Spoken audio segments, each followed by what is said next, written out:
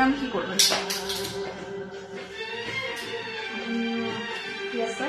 Hair cut হবে, তার সঙ্গে কালার, হাইলাইট কালার হবে। তো হাইলাইট কালারটা আমি 8 থেকে 9 লেভেলের করবো।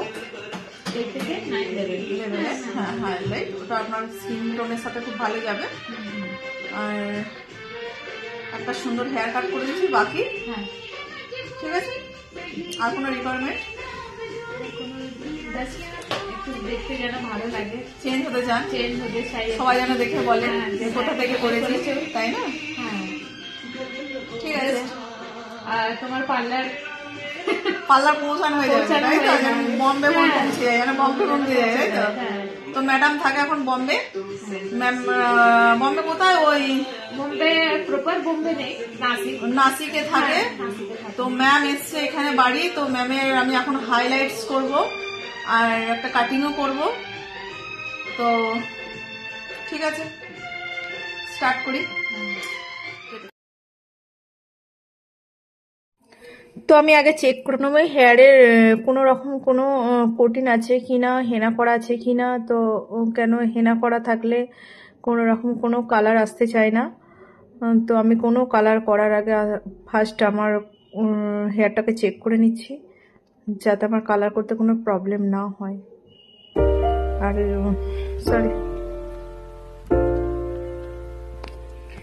তো আমি এখন বিবিং টেকনিক ইউজ করছি। দেখুন, যেহেতু স্ট্রেট হেয়ার, তো কোনো রকম অন্য কোনো আমি যদি বালিয়াস টেকনিক করি বা ফ্রি হ্যান্ড করি, কোনোটা ভালো লাগবে না। ম্যামের পুরোটাই স্ট্রেট হেয়ার, তো আমি সরু সরু বিবিং নিচ্ছি। ভালো লাগলো, কালারটাকে শুরু বম্বে থেকে এসেছি আর আমার ভেতরে খুব ভয় ছিল যে কেরম লাগবে, কিন্তু আমাকে এত খুশি হয়েছে আর আমি খুব এক্সাইটেড আছি। কাটিং কালার সব একদম পারফেক্ট হয়েছে। আমি চেয়েছিলাম জাস্ট ওরাই হয়েছে। কি বলবো আপনাকে, আমি অনেক এক্সাইটেড আছি। আমি যেটা চেয়েছিলাম পারফেক্ট ওরা হয়েছে। তো বন্ধুরা, কেমন লাগছে আমার ক্লায়েন্টের রিভিউ? পুরোটাই আপনাদের সামনেই রিভিউটা নেওয়া হচ্ছে। আপনারা সবটাই দেখতে পাচ্ছেন আর কাজটাও দেখতে পাচ্ছেন। তো আমার ক্লায়েন্টের তো খুব ভালো লাগছে। আপনাদের কেমন লাগছে একটু জানাবেন। আমার কাজ, আমার টেকনিক, তো প্লিজ জানাবেন। আমার খুব ভালো লাগবে, আমি সাহস পাবো।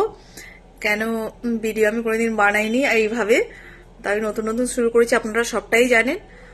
তো আপনারা যখন আমাকে সাহস দেবেন, আমি তাহলে আরো ভালো করে করতে পারবো, আমার ভয় কাটবে।